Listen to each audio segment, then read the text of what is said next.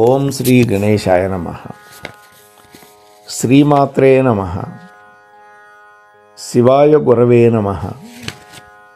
శ్రీకృష్ణ పరబ్రహ్మణే నమః. శ్రీరామాయ నమః. శ్రీ గురుభ్యో నమః. నారాయణం నమస్కృత్య నరం చైవ నరోత్తమం దేవీం సరస్వతీం వ్యాసం తతో జయముదీరయేత్. సచ్చిదానందరూపాయ విశ్వోత్పత్యాదిహేతవే తాపత్రయ వినాశాయ శ్రీకృష్ణాయ వయం నమః. ప్రియ భగవద్బంధువులారా,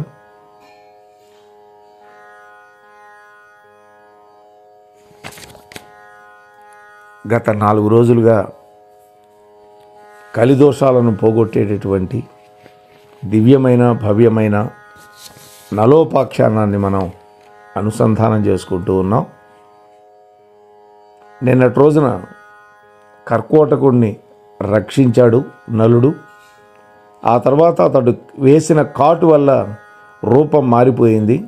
బాహుకుడు అనేటువంటి పేరుతోటి ఋతుపర్ణ మహారాజు దగ్గరికి వెళ్ళి అయోధ్య నగరంలో ఆయన కొలువులో అశ్వశిక్షకుడిగా చేరాడు అని చెప్పుకున్నాం. పదే పదే భార్యను తలుచుకుంటూ ఉన్నాడు అనే విషయం కూడా చెప్పుకున్నాం. ఇక కెమెరా మళ్ళీ దమయంతి వైపు తిప్పుతున్నాడు వ్యాసుల వారు. విదర్భరాజు అయినటువంటి భీముడికి తన అల్లుడు సమస్త రాజ్య సంపదలు పోగొట్టుకొని తన కుమార్తెతోటి అరణ్యాలు పట్టాడు అనేటువంటి వార్త తెలిసింది. విదర్భ దేశం వైపు తిప్పాడు కెమెరా. అయితే అక్కడ లేదు దమయంతి. దమయంతి యొక్క పిల్లలు మాత్రం అక్కడే ఉన్నారు. అప్పుడు అతడు కొంతమంది బ్రాహ్మణులను పిలిపించి వాళ్ళకు కొంత ధనం ఇచ్చి, ఓ బ్రాహ్మణోత్తములారా, ఈ భూమి మీద మీరు అన్ని ప్రాంతాలకు వెళ్ళండి, నలదమయంతుల ఆచూకీ తెలుసుకొని వాళ్ళని వెదికి నా దగ్గరకు తీసుకురండి. ఏ బ్రాహ్మణోత్తముడైతే ఈ పని పూర్తిగా నిర్వర్తించగలుగుతాడో ఆయనకి 1000 గోవులు కొంత భూమి ఇస్తాను. ఒకవేళ వాళ్ళని తీసుకొని రాలేకపోయినా కనీసం నా కూతురు అల్లుడి యొక్క ఆచూకీ చెబితే చాలు, వాళ్ళకి 10,000 ఆవులు ఇస్తాను అని ప్రకటించాడు. బ్రాహ్మణులు చాలా ప్రసన్నులై నలదమయంతులను వెతకటానికి బయలుదేరారు. వాళ్ళల్లో సుదేవుడు అనేటువంటి పేరు గల ఒక బ్రాహ్మణుడు నలదమయంతుల ఆచూకీ తెలుసుకోవడానికి చేది రాజ్యానికి వెళ్ళాడు. ముందు అంటే అక్కడే ఉంది దమయంతి. ఆయన ఒక రోజున రాజమందిరంలో తిరుగుతూ ఉన్న దమయంతి దేవిని చూశాడు. ఆ రోజున రాజమందిరంలో ఒక పుణ్యాహవచన కార్యక్రమం జరుగుతోంది. దమయంతి, రాణిగారు కూతురైనటువంటి సునంద వాళ్ళిద్దరూ ఒకే చోట కూర్చొని ఆ మంగళ కార్యాలను చూస్తూ ఉన్నారు. బ్రాహ్మణుడు సుదేవుడు దమయంతిని చూసి గుర్తుపట్టాడు. అంటే బ్రాహ్మణులకి అంతఃపురాల్లో కూడా తిరగటానికి ఆనాడు రాజులు అనుమతించేవాళ్ళు, అంత గొప్పగా గౌరవించేవాళ్ళు అన్నమాట. గతంలో నేను దమయంతిని ఏ రూపంలో చూశానో ఇప్పుడు కూడా ఆమెను అదే విధంగా చూస్తున్నాను. చాలా మంచి పని జరిగింది. ఈమెను చూడటం వల్ల నేను వచ్చినటువంటి పని సఫలీకృతమైంది అని సుదేవుడు దమయంతి దగ్గరికి వెళ్ళి, ఓ విదర్భరాజనందిని, నేను నీ సోదరుడు యొక్క మిత్రుణ్ణి, బ్రాహ్మణుణ్ణి. నా పేరు సుదేవుడు. మీ తండ్రి భీమరాజు ఆజ్ఞానుసారం నిన్ను వెతుక్కుంటూ ఇక్కడికి వచ్చాను. నీ తల్లిదండ్రులు, సోదరులు, నీ బిడ్డలు ఆనందంగా ఉన్నారు, కుశలంగా ఉన్నారు. నీ వియోగం వల్ల నీ కుటుంబంలో వాళ్ళందరూ కూడా ప్రాణ విహీనులుగా బతుకుతున్నారు. నువ్వెక్కడున్నావు అని వందల కొద్ది బ్రాహ్మణులు వెతుకుతూ భూమండలం అంతా తిరుగుతున్నారు అని చెప్పాడు. ఆ బ్రాహ్మణుడిని దమయంతి గుర్తుపట్టింది. ఎందుకని? ఆమె తన అన్నగారి యొక్క మిత్రుడు కాబట్టి. ఆమె క్రమక్రమంగా ఒక్కొక్కరి గురించినటువంటి కుశల ప్రశ్నలన్నీ వేసింది. దమయంతి మాట్లాడుతూ ఉంది, ఏడుస్తూ ఉంది. ఆ ప్రక్కనే ఉన్నటువంటి సునంద కంగారు పడింది. తల్లి దగ్గరికి గబగబా వెళ్ళి ఈ సంగతి అంతా చెప్పింది. రాజమాత వెంటనే అంతఃపురం వదిలి బయటకు వచ్చి ఆ బ్రాహ్మణుడిని సమీపించి అడిగింది, ఓ మహానుభావ, ఈమె ఎవరి కూతురు, ఎవరి భార్య?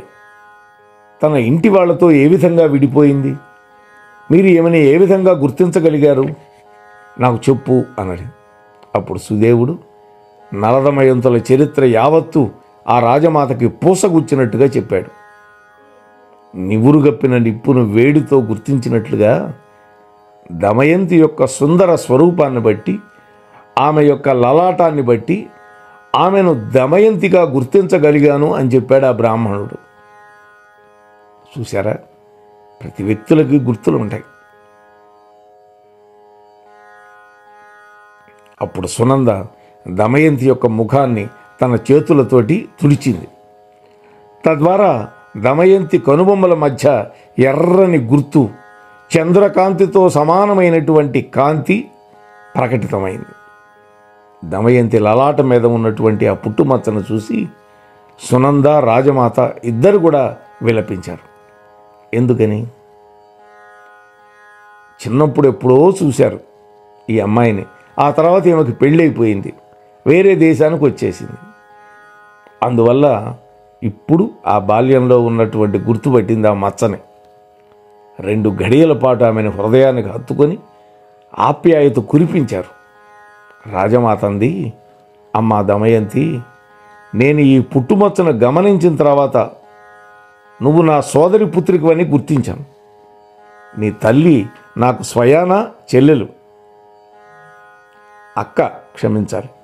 మేమిద్దరం దాశార్ణ దేశ రాజు అయినటువంటి సుధాముడి యొక్క పుత్రికలం. నీ పుట్టుక మా నాన్నగారింట్లోనే జరిగింది.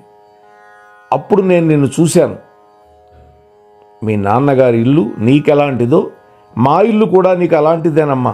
నీ పుట్టిల్లే ఇది, ఈ సంపదలన్నీ నీవే అని ప్రేమ నిండినటువంటి హృదయంతో అన్నది. దమయంతి చాలా ఆనందపడింది. ఆమె తన తల్లి యొక్క సోదరికి నమస్కారం చేసి, తల్లి, నీవు నన్ను గుర్తుపట్టకపోతే ఏమిటి? నేనిక్కడ ఒక కూతురులాగా ఉన్నాను కదా. నాకు కావలసినవన్నీ సమకూర్చావు, అంతేకాదు నన్ను రక్షించావు. ఇంకా ఇప్పుడు నేనెవరినో తెలిసాక ఇంకా నువ్వు ఎంత ఆదరిస్తావో నాకు అర్థమైపోతుంది. ఇక్కడ ఇంకా నేను సుఖంగా ఉండగలను, కానీ నేను చాలా రోజుల నుండి నా భర్త కోసం ఎదురు చూస్తూ ఉన్నాను. నా బిడ్డలిద్దరూ మా నాన్నగారింట్లోనే ఉన్నారు. వారు తమ తండ్రి యొక్క వియోగం వల్ల ఎంత దుఃఖపడుతూ ఉన్నారో. వాస్తవానికి తల్లి కోసమే ఎక్కువ దుఃఖపడతారు పిల్లలు, కానీ తన గురించి అతట్ల భర్త గురించి మాట్లాడుతోంది. వాళ్ళ పరిస్థితి ఇప్పుడు ఎలా ఉందో ఏంటో. అమ్మా, నీవు గనక నా మేలు గనక కోరుకుంటే నన్ను వెంటనే విదర్భ దేశానికి పంపించి నా యొక్క కోరికను నెరవేర్చు అని వేడుకుంది. ఈ మాటలకి రాజమాత ఎంతగానో ప్రసన్నురాలైంది. ఆమె తన కుమారుణ్ణి పిలిచింది, ఒక పల్లకీ తెప్పించింది. ఆహారం, వస్త్రాలు, ఎన్నో కానుకలు ఇచ్చి, సంరక్షణ కోసం సైన్యాన్ని కూడా ఇచ్చి వీడ్కోలు చెప్పింది. విదర్భదేశం దమయంతిని ఎంతగానో గౌరవించింది. చూసారా, ఎందుకంటే పుట్టింటికి వెళితే ఎంత గౌరవం ఉంటుంది అమ్మాయికి. దమయంతి తన సోదరులు, తన పిల్లలు, తన తల్లిదండ్రులు, తన స్నేహితురాండ్రు అందరినీ చూసింది, ఆనందపడింది. ఆమె దేవతలని, బ్రాహ్మణులను పూజించింది. భీమరాజు కూడా తన పుత్రిక తన దగ్గరికి చేరినందుకు చాలా ఆనందపడ్డాడు. బ్రాహ్మణుడైనటువంటి ఆ సుదేవుడికి 1000 ఆవులు, 1 గ్రామం డబ్బు ఇచ్చి సంతృష్టిపరిచాడు. చెప్పిన మాట ప్రకారం.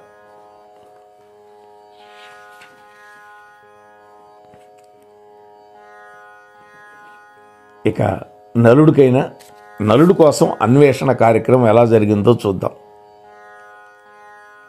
బృహదశ్వ మహర్షి యుధిష్ఠిరుడికి చెప్తూ ఉన్నాడు, నాయనా ధర్మనందన, తన తండ్రి ఇంటికి వచ్చాక దమయంతి ఒక్కరోజు పాటు మాత్రమే విశ్రాంతి తీసుకుంది.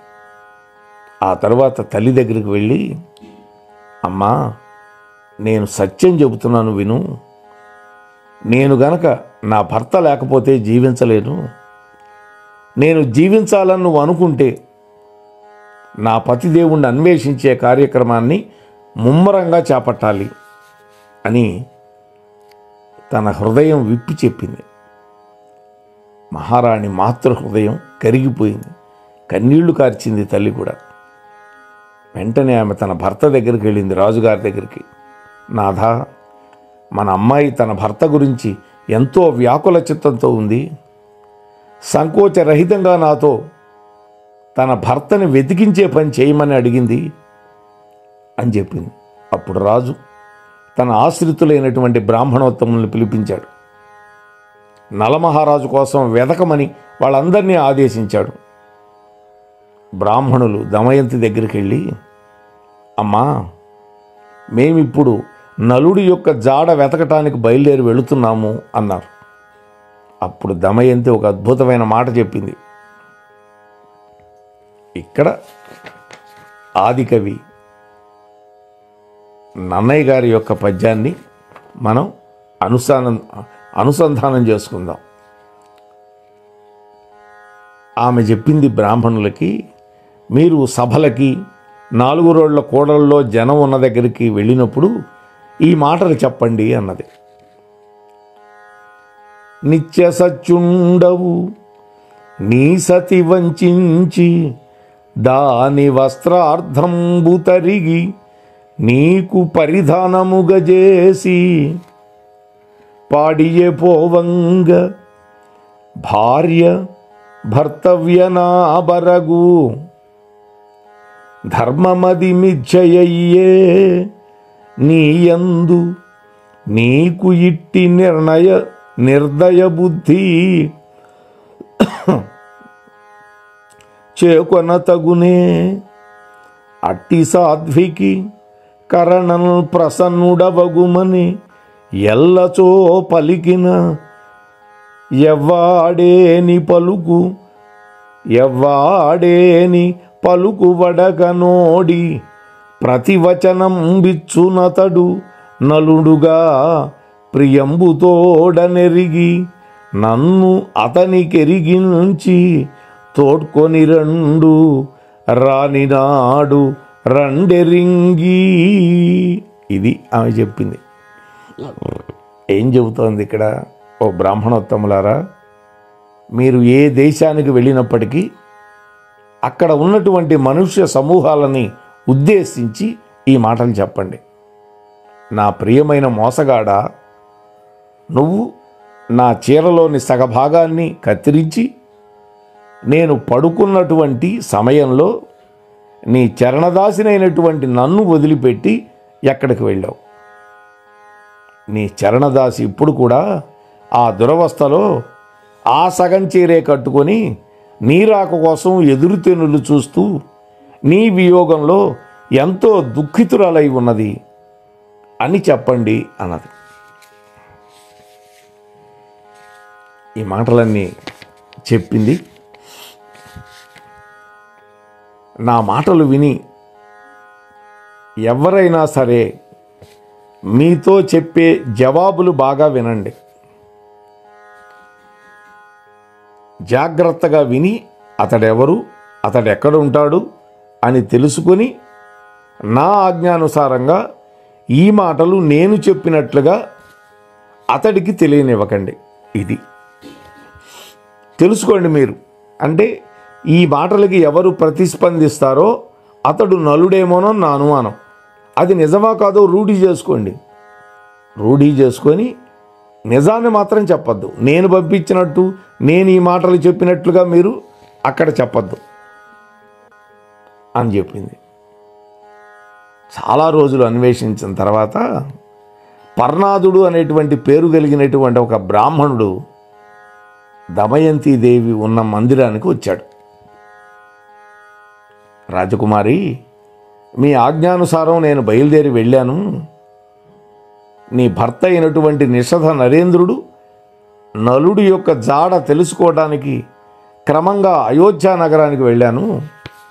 అక్కడ నేను ఋతుపర్ణ మహారాజు సభలోకి వెళ్ళి నిండు సభలో మీరు చెప్పిన మాటలు చెప్పాను.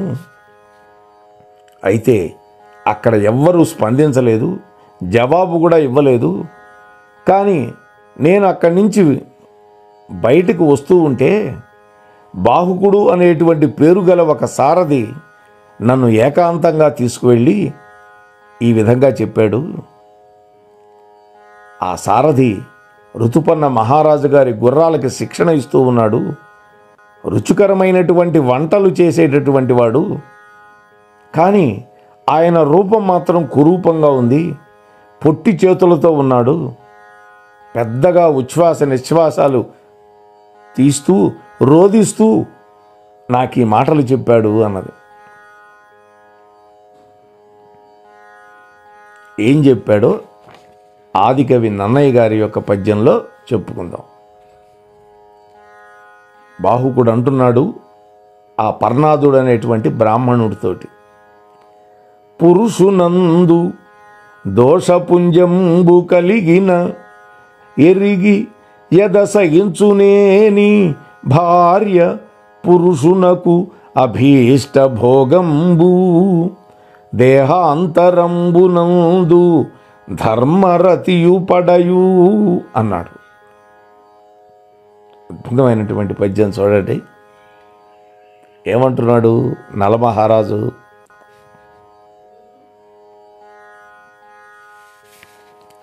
మంచి కులంలో పుట్టినటువంటి స్త్రీలు తమకి ఘోరమైనటువంటి కష్టాలు వాటిల్లినప్పటికీ తమ శీలాన్ని రక్షించుకుంటారు.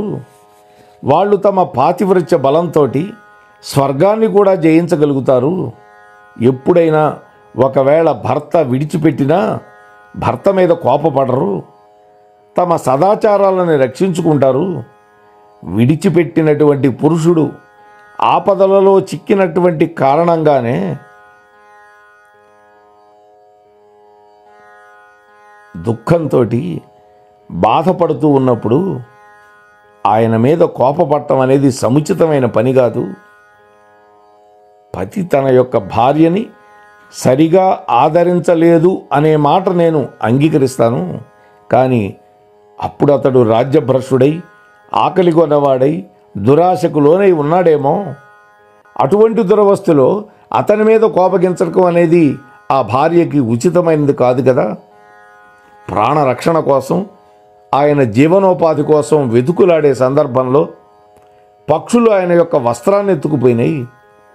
అప్పుడు ఆయన హృదయం ఎంత బాధతో మూలిగి ఉంటుందో అని నలుడు అన్నాడు బాహుకు రూపంలో ఉండి. ఓ రాజకుమారి దమయంతి, ఇప్పుడు నేను చెప్పినవన్నీ ఆ బాహుకుడు నాతో చెప్పిన మాటలు. వాటన్నిటినీ మీతోటి యథాతథంగా నేను చెప్పాను. ఇక మీకు ఏది సముచితం అనుకుంటారో ఆ పని చేయండి. అభ్యంతరం లేకపోతే మహారాజుతో కూడా ఈ మాటలు చెప్పండి. బ్రాహ్మణోత్తముడు చెప్పింది ఆమూలాగ్రం విన్నది దమయంతి. ఆమె యొక్క కళ్ళు అశ్రు బిందువులతోటి నిండిపోయినాయి. ఆమె తన తల్లితోటి ఏకాంత సమయంలో ఈ మాటలు చెప్పింది. అమ్మా, ఇప్పుడు నేను చెప్పేది నాన్నగారితో చెప్పద్దు. నన్ను కనిపెట్టి నీ దగ్గరికి తెచ్చాడే బ్రాహ్మణోత్తముడు సుదేవుణ్ణి ఈ కార్యక్రమంలో నియమిస్తాను. సుదేవుడు నన్ను మంచి ముహూర్తంలో ఇక్కడికి చేర్చాడు. అట్లాగే ఇప్పుడు మంచి ముహూర్తం మరొకటి చూసుకొని అయోధ్యకు వెళతాడు. అక్కడ ఉన్న నా పతిదేవుణ్ణి తీసుకురావడానికి యుక్తితోటి ప్రయత్నం చేయాలి అని తన మనోగతాన్ని అర్థమయ్యేటట్టు చెప్పింది అమ్మకి. ఆ తరువాత దమయంతి తనకు బాహుకుడి యొక్క వృత్తాంతాన్ని తీసుకువచ్చిన పర్ణాదుణ్ణి అద్భుతంగా సత్కరించి గౌరవం చేసింది. గోవులు, బంగారం అన్నీ దానం ఇప్పించింది. ఆ మహాత్ముడికి కృతజ్ఞతలు చెప్పి వీడ్కోలు పలికింది. ఆ తర్వాత సుదేవుణ్ణి పిలిచింది. దైవస్వరూపుడైనటువంటి ఓ బ్రాహ్మణోత్తమ, మీరు వేగంగా అయోధ్య నగరానికి వెళ్ళండి.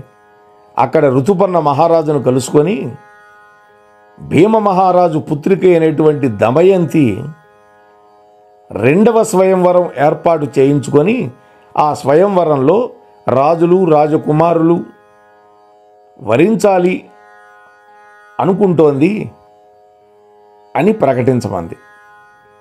అంటే ద్వితీయ స్వయంవరం సంగతి ప్రకటించమని చెప్పింది.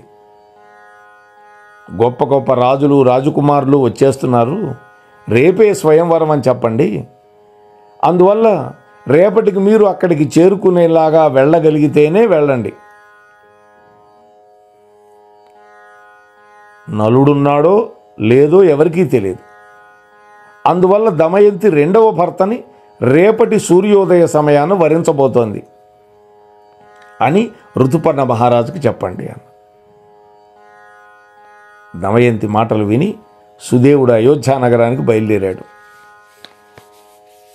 అక్కడ సభలో ఋతుపర్ణ మహారాజుతోటి దమయంతీదేవి చెప్పిన మాటలన్నీ చెప్పాడు. ఋతుపర్ణుడు సుదేవుడి యొక్క మాటలు విని బాహుకుణ్ణి పిలిచాడు. బాహుక, రేపు ఉదయమే దమయంతీదేవి యొక్క స్వయంవరం.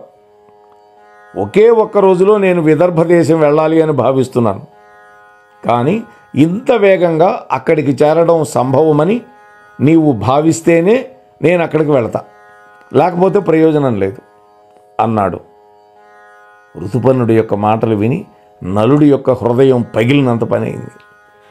ఏమిటి, నా భార్య దమయంతి దుఃఖం వల్ల చైతన్యాన్ని కోల్పోయి రెండవ స్వయంవరానికి సిద్ధపడుతోందా? లేకపోతే ఆమె ఏమిటి, ఆమె స్వభావం ఏంటి? ఆమె అటువంటిది కాదే. ఇది సరికాకపోవచ్చు. నేను ఆమెకు లభించటానికి, నా జాడని కనుక్కోవటానికి బహుశా ఈ ఉపాయాన్ని పన్నింటుందేమో. ఆమె గొప్ప పతివ్రత, తపస్విని, ఇప్పుడు దీనత్వంలో ఉంది. నేనే దుర్బుద్ధితోటి ఆమెను విడిచిపెట్టడం వల్ల చాలా క్రూరంగా ప్రవర్తించాను. తప్పంతా నాదే. ఆమె ఏనాడు మరొకరిని ఆశించదు. సరే, ఇంతకీ నిజాలు అక్కడికి వెళ్ళాక కానీ తెలియవు కదా. అయినా ఋతుపర్ణుణ్ణి అయోధ్యకు సమయానికి తీసుకువెళ్లడంలో నా సామర్థ్యం కూడా ఉంది కదా అని నలుడు మనస్సులో తర్జన భర్జనలు చేసుకున్నాడు. ఆ తర్వాత రెండు చేతులు జోడించి, మహారాజా, మీ మాటను అనుసరించి నేను పని పూర్తి చేస్తాను. తప్పకుండా రేపు సూర్యోదయం లోపలే మనం ఆ రాజ్యానికి చేరుకుంటాం. సూర్యాస్తమయం లోపల, సూర్యోదయం కాదు. బాహుకుడు అశ్వశాలకు వెళ్ళాడు. శ్రేష్టమైనటువంటి గుర్రాలను పరీక్షించాడు. ఆ ఉత్తమ జాతి అశ్వాలను 4 వేగంగా పరిగెత్తే వాటిని తీసుకొచ్చి రథానికి పూంచాడు. ఋతుపర్ణ మహారాజు రథాన్ని ఎక్కాడు. ఆకాశంలో పక్షులు ఏ విధంగా ఎగురుతూ ప్రయాణిస్తాయో ఆ విధంగా బాహుకుడి యొక్క రథం కొద్దిసేపట్లోనే నదులని, పర్వతాలని, అరణ్యాలను దాటి ప్రయాణిస్తూ ఉంది. అత్యంత వేగంగా రథం పోతోంది. ఆ రథ వేగానికి గాలి ఎక్కువగా వీస్తూ ఉన్నది. ఒక ప్రదేశంలో ఋతుపర్ణ మహారాజు యొక్క పైపంచ కండవ పడిపోయింది. వెంటనే బాహుక, రథం ఆపు, వార్ష్ణేయుణ్ణి దాన్ని తీసుకురమ్మని పంపిస్తాను అన్నాడు. బాహుకుడు అన్నాడు, మహారాజా, మీ వస్త్రం ఇప్పుడే పడిపోయింది అని మీరు అనుకుంటున్నారు, కానీ మనం ఆ వస్త్రం పడిపోయిన ప్రాంతం దాటి 1 యోజనం దూరం వచ్చేసామన్నాడు. 8 మైళ్ళు వచ్చామన్నాడు. ఇప్పుడు వార్ష్ణేయుడు దాన్ని తీసుకురాలేడు అన్నాడు. ఇలా మాట్లాడుతున్నప్పటికీ సమయానికి ఆ రథం ఒక వనంలో ప్రయాణిస్తోంది. ఋతుపర్ణుడు అన్నాడు, బాహుక, నీవు నా గణిత విద్యా నైపుణ్యాన్ని కూడా దర్శించాలి. ఆ కనిపించే చెట్టు మీద ఎన్ని ఆకులు పళ్ళు కనపడుతున్నాయో వాటికంటే భూమి మీద పడి ఉన్నటువంటి పళ్ళు ఆకులు 101 రెట్లు ఎక్కువగా ఉన్నాయి అన్నాడు. ఈ వృక్షం యొక్క 2 కొమ్మల మరియు రెమ్మల మీద 5 కోట్ల ఆకులున్నాయి, 2095 పళ్ళున్నాయి. లెక్క పెట్టాలంటే అనుకుంటే ఆగి లెక్క పెట్టుకో అన్నాడు. ఒక సవాలు విసిరాడు. బాహుకుడు రథం ఆపాడు. నేను ఈ తాండ్ర వృక్షాన్ని ఖండించి పండ్లని ఆకులను లెక్క పెట్టాలని అనుకుంటున్నాను అన్నాడు. బాహుకుడు ఆ విధంగా లెక్క పెట్టాడు. రాజు చెప్పిన విధంగా ఆ చెట్టు యొక్క పత్రాలు ఫలాలు సరిగ్గా సరిపోయిన లెక్క. నలుడు ఆశ్చర్యపోయాడు. బాహుకుడు అన్నాడు, రాజా, మీ గణిత విద్య అద్భుతంగా ఉంది, మీరు మీ విద్యను నాకు నేర్పండి అన్నాడు. ఋతుపర్ణుడు, గణిత విద్యనే కాదు, నాకు అక్షహృదయ విద్య కూడా వచ్చు అన్నాడు. అంటే పాచికలను వశీకరణ చేసుకునే విద్య, అందులో కూడా నాకు నైపుణ్యం ఉంది అన్నాడు. బాహుకుడు అన్నాడు, అయితే నాకు మీరు ఆ విద్య నేర్పితే మీకు నేను అశ్వహృదయ విద్య నేర్పుతాను అన్నాడు. అంటే గుర్రాలని వేగంగా పరిగెత్తించగలిగే విద్య నేర్పిస్తాను అన్నాడు. బదులుకు బదులు ఋతుపర్ణుడు తాను విదర్భ దేశానికి సత్వరమే వెళ్ళవలసినటువంటి అగత్యం ఉన్నది, అశ్వ విద్యను నేర్చుకోవాలనే ఆశ కూడా ఉంది. అందువల్ల నలమహారాజుకి ఋతుపర్ణుడు పాచికల విద్య నేర్పేశాడు. అంటే అక్షహృదయ విద్య నేర్పి, అశ్వ విద్యను నీవు నాకు తర్వాత నేర్పుదువు కానీ, నేను అడిగినప్పుడు ఆ విద్య నాకు నేర్పుదు కానీ, అప్పటిదాకా నీ దగ్గరే పెట్టుకో అన్నాడు. నలమహారాజు పాచికల విద్య నేర్చుకునేటప్పుడు ఆ కర్కోటక సర్పం యొక్క తీవ్ర విషాన్ని వెలగక్కుతూ నలుడి యొక్క శరీరంలో నుంచి కలిపురుషుడు బయటపడ్డాడు సమయం చూసుకొని. ఇదే ఆశ్చర్యకరం. కలిపురుషుడిని చూసేటప్పటికి నలుడికి భయంకరమైన కోపం వచ్చింది. అంతేకాదు కలికి శాపం పెడదాము అని కూడా అనుకున్నాడు. కానీ ఆ కలిపురుషుడు బయటికి రాగానే 2 చేతులు జోడించి భయంతో గడగడ వణుకుతూ, ఓ మహాత్మా, తమ కోపాన్ని శాంతింపజేయండి, మిమ్మల్ని నేను ఒక కీర్తివంతుడిగా చేస్తాను. మీరు దమయంతిని వదిలి వెళ్ళిన సమయంలో ఆమె చేత నేను శపింపబడ్డాను. నేను దుఃఖంతో కర్కోటక విషము యొక్క అగ్ని జ్వాలలతోటి మీ శరీరంలో ఉంటూ కొత్త ఉడికిపోతున్నాను. నేను మీ శరణు కోరుతున్నాను. నా ప్రార్థన మన్నించి నన్ను శపించొద్దు. మీ పవిత్ర చరిత్రను గానం చేసిన వాళ్ళకి ఇక నా వల్ల ఎటువంటి భయము ఉండకుండుగాక అన్నాడు. అందుకనే కలికాలంలో మనం నలుడి యొక్క చరిత్రని వినాలి. దానివల్ల కలిపురుషుడు మన జోలికి రాడు. నలమహారాజు కోపాన్ని శాంతింపజేసుకున్నాడు. కలి భయంతో వెంటనే అక్కడ ఉన్నటువంటి తాండ్ర చెట్టులోకి ప్రవేశించాడు. దాన్నే విభీతక వృక్షం అని సంస్కృతంలో అంటారు. కలి నలుడు మధ్య జరిగిన సంభాషణ వాళ్ళిద్దరికే తప్ప మరెవరికీ తెలియదు. ఇది ఇంపార్టెంట్ విషయం. వెంటనే ఆ తాండ్ర చెట్టు మోడుగా మారిపోయింది. ఈ విధంగా నలమహారాజును కలి పీడించేటటువంటి పీడ కాస్త తొలగిపోయింది. అయినా నలమహారాజు రూపం మారల. ఎందుకని? రూపం మారాలి అంటే కర్కోటకుడిని తలుచుకోవాలి, ఆయన ఇచ్చినటువంటి వస్త్రాలు కప్పుకోవాలి. ఇది సమయం కాదు అనుకున్నాడు. వెంటనే రథాన్ని వేగంగా నడిపించి సాయంకాలం అవుతూ ఉండగా వాళ్ళు విదర్భ దేశం చేరుకున్నారు. వీళ్ళు వచ్చిన వార్త తెలిసింది భీమరాజుకి. ఋతుపర్ణుడి వద్దకు వచ్చి చక్కగా ఆయనకి సపర్యలు చేసి మంచి విడిది చూపిస్తున్నాడు. ఇక్కడ ఒక విశేషం. ఋతుపర్ణుడి యొక్క రథఘోషకి దిక్కులు పిక్కటిల్లినాయి. కుండిన నగరంలో నలమహారాజు గుర్రాలు అవి కూడా అతడి యొక్క పిల్లలను తీసుకొచ్చినప్పుడు ఉండిపోయినాయి. అక్కడ రథ శబ్దాలు విన్నటువంటి ఆ గుర్రాలు వస్తూ ఉన్నది నలమహారాజు అని పసిగట్టినాయి. యజమాని అంటే ఎంత ప్రేమో చూడండి ఆ గుర్రాలకి. అక్కడే విడిచిపెట్టిపోయినాడు కదా వార్ష్ణేయుడు. అప్పుడవి పూర్వంలాగా ఎంతో సంతోషపడ్డాయి. దమయంతికి కూడా ఆ రథ శబ్దాలు విన్నప్పుడల్లా అనిపించింది, అనుకున్నది, ఈ రథచక్రాల సవ్వడి నా మనస్సులో ఉల్లాసాన్ని కలిగిస్తుంది. అవశ్యంగా ఈ రథాన్ని నడిపేటటువంటి వాడు నా భర్త నలుడే అయి ఉంటాడు. ఆ మహాత్ముడు నేడు నా వద్దకు గనక చేరకపోతే నేను మండేటటువంటి అగ్నిలో దూకుతాను. నేను సరదాగా నవ్వులాటగా కూడా ఆయనతో అసత్యమాడినట్లుగా, ఆయనకు ఏదైనా అపకారం తలపెట్టినట్లుగా, ప్రతినభూని చెప్పినట్లుగా జ్ఞాపకం రావటం లేదు. ఆయన గొప్ప శక్తిమంతుడు, క్షమాసహితుడు, వీరుడు, దాత, ఏకపత్ని వృతుడు. ఆయన హృదయంలో, ఆయన వియోగంలో నా హృదయం పగిలిపోతోంది. ఈ విధంగా అనుకొని దమయంతి భవనం యొక్క పైన నిలబడి రథంతో వచ్చిన వాళ్ళని, రథసారథిని రథం నుంచి దిగడం చూసింది.